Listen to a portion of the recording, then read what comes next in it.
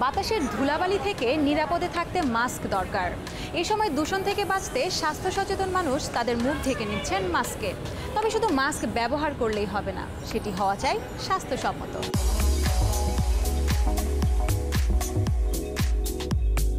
ধুলাবালি সহ যানবাহনের কালো ধোঁয়ায় শহরের বাতাস এখন দূষিত।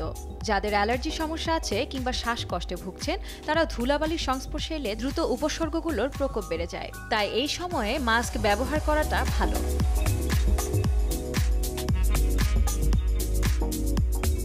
বায়ুবাহিত রোগ প্রতিরোধে মাস্ক হতে পারে মুখ্য অস্ত্র। তবে মাস্ক ব্যবহারে একটু সচেতন হওয়া উচিত সবার। বাজারে যেসব কাপড়ের তৈরি মাস্ক পাওয়া যায় তার চেয়ে ডিসপোজেবল সার্জিক্যাল মাস্ক ব্যবহার করা ভালো।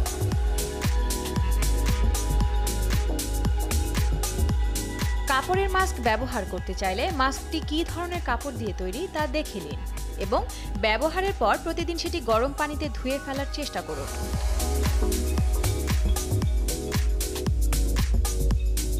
তবে সোয়াইন ফ্লু কিংবা বার্ড ফ্লুর মতো রোগের সংক্রমণ এড়াতে এই মাস্কগুলো যথেষ্ট নয়। সেক্ষেত্রে প্রয়োজন ফিল্টারযুক্ত মাস্ক।